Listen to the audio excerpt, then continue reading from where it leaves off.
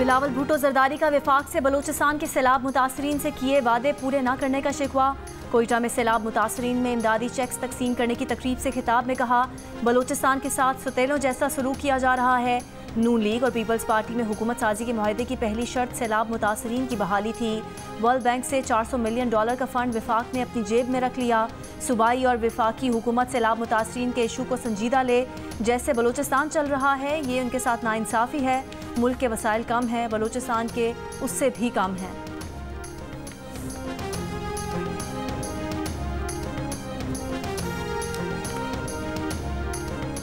Article 63A की तशरीह के फैसले पर नजरसानी केस। 5 रुकनी बेंच में शामिल जस्टिस मुनीब अख्तर समाअत के लिए नहीं आए।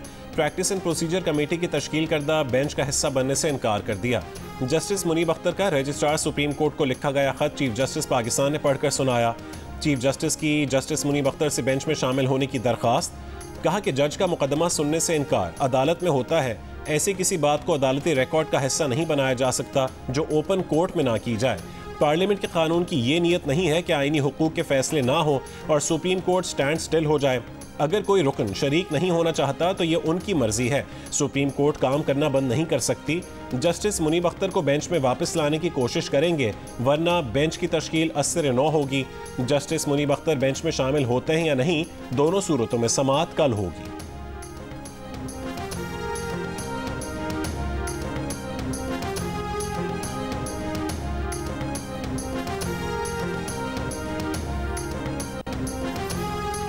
जस्टिस मुनीब का प्रैक्टिस एंड प्रोसीजर कमेटी के तश्कील करदा बेंच पर एतराज़। बेंच का हिस्सा बनने से इनकार। रजिस्ट्रार सुप्रीम कोर्ट को खत में कहा कि मौजूदा हालात में 63A नजरसानी की 10 समाअत के बेंच में शमूलियत से माजरत करते हैं।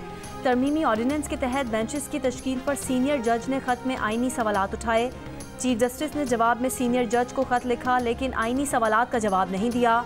आर्टिकल 63A नजरसानी मामले पर चीफ जस्टिस काजी फायज ईसा पहले कमेटी में अक़लियत में थे। कमेटी की गुज़िश्ता मीटिंग में चीफ जस्टिस ने सीनियर जज की सरबराही में बेंच की राय दी। चीफ जस्टिस बेंच के सरबराह क्यों बने, वजूहात सामने नहीं आई। जस्टिस मजहर आलम मियां खेल की बेंच में शमूलियत आर्टिकल 182 के खिलाफ है। जस्टिस मुनीब ने कहा कि उनके खत को नजरसानी केस रिकॉर्ड का हिस्सा बनाया जाए। जब तक full court practice and procedure तरमीमी ऑर्डिनेंस की आईनी हैसियत पर फैसला नहीं करता, बेंच में नहीं बैठ सकते।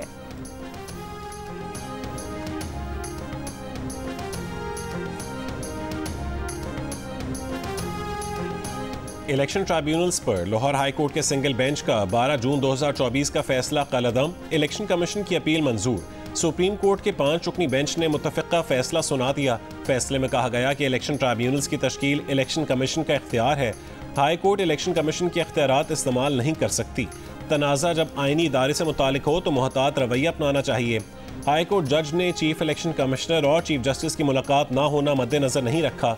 मद्देनजर रखते तो ऐसा फैसला ना किया जाता।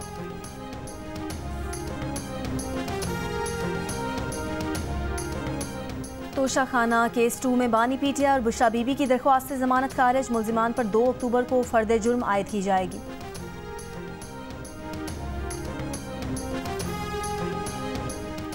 अली अमीन गंडापुर ने वज़ीर आला पंजाब मरीम नवाज को फिर निशाने पर ले लिया।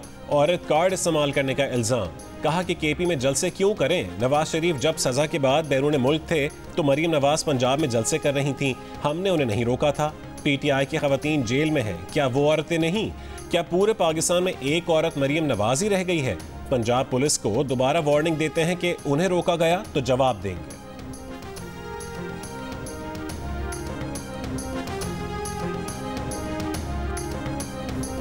खैबर पख्तूनख्वा में दहशतगर्दी की आग लगी है। वजीर आला टांग पर टांग रखकर बैठे हैं, सस्ती सी अदाकारी करते हैं। सूबाई वजीर इत्तलात अज़मा बुखारी की शदीद तनकीद। कहा वजीर आला खैबर पख्तूनख्वा रावलपिंडी जलसे में ना पहुंच सके। खिफ़त मिटाने के लिए पंजाब पुलिस पर गोलियां चलाने का इल्ज़ाम लगाया। जलसे वाले दिन 25 पुलिस वाले जख्मी हुए लेकिन PTI का एक भी कारकुन जख्मी नहीं हुआ।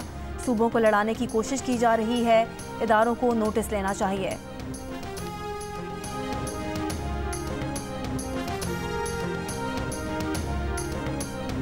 आज अदलिया के जज मुतनाज़ हो गए। लोग समझते हैं बानी PTI, मुस्लिम लीग नून और इस्टेब्लिशमेंट की लड़ाई बड़ी है। हकीकत में बलूचिस्तान का मसला सबसे अहम है। अपनी पार्टी समेत सब जमातों से पूछता हूँ कि बलूचिस्तान में काम क्यों नहीं करते। तमाम जमातों को एक साथ बैठना, रियासती इदारों को भी सोचना होगा। मुस्लिम लीग नून के रहनुमा ख्वाजा साद रफीक का तमाम सियासी जमातों को पैगाम। लाहौर में तकरीब से खिताब में कहा, अलमिया यह है कि सियासी जमातों ने कुछ नहीं सीखा।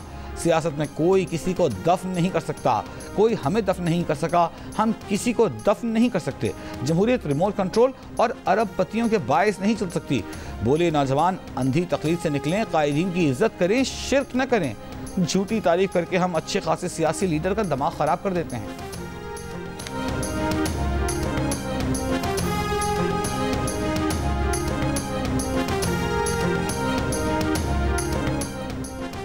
जो जंग मेहनत कशों तक आ गई है उसे तर्क कर दें। खून की होली खेलकर कैसे बलोच की खिदमत कर सकते हैं।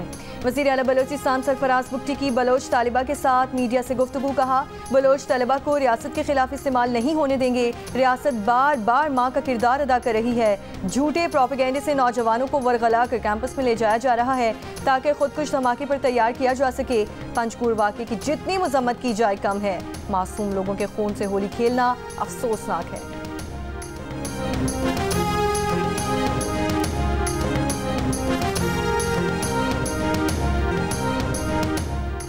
31% पाकिस्तानी सोशल मीडिया के बढ़ते हुए इस्तेमाल से परेशान, जिंदगियों पर बहुत ज़्यादा असरअंदाज होने का कहा।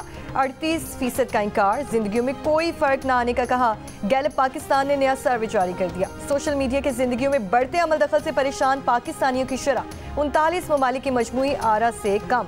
आलमी सतह पर 50% ने सोशल मीडिया के जिंदगियों पर हावी होने का कहा, जबकि मशरक़ वुस्ता में 57% अफराद सोशल मीडिया के जिंदगियों में बढ़ते अमल दखल से परेशान नजर आए।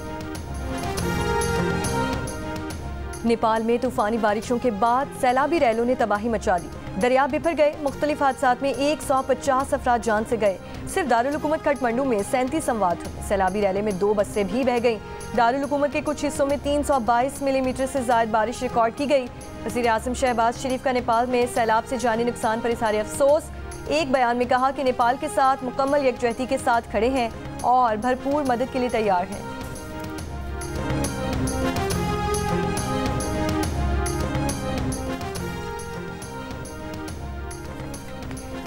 पाकिस्तान और इंग्लैंड के दरमियान टेस्ट सीरीज के ऑनलाइन टिकट आज शाम से फरोख्त होंगे। फिजिकल टिकट्स की फरोख्त 4 अक्टूबर से शुरू होगी।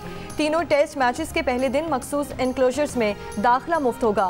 पहला टेस्ट 7 अक्टूबर, दूसरा टेस्ट 15 अक्टूबर और तीसरा टेस्ट 24 अक्टूबर से रावलपिंडी में शुरू होगा। पाकिस्तान क्रिकेट टीम को आगे लेकर जाना चाहते हैं। इंग्लैंड के खिलाफ सीरीज का वक्त पाकिस्तान टीम के लिए बहुत अहम है। शिकस्त के बाद तब्दीलियां करना आसान है, लेकिन आगे जाना है तो खिलाड़ियों को कम बैक करना होगा। कौमी क्रिकेट टीम के कैप्टन शान मसूद की कराची में प्रेस कॉन्फ्रेंस। कहा कि बांग्लादेश के खिलाफ काफ़ी गलतियां की जिनसे सीखना होगा। शिकस्त का अफसोस है, खिलाड़ी अच्छे नताइज देने के ख्वाह हैं।